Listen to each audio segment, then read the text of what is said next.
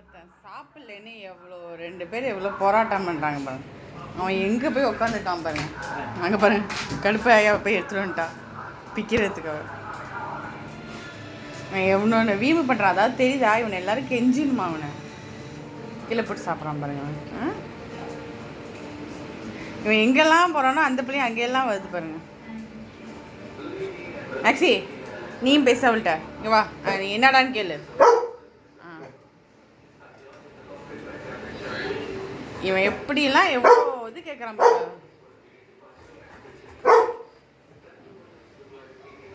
சாப்பிட சொல்கிறேன் பாய், சாப்பிட சொல்கிறேன்.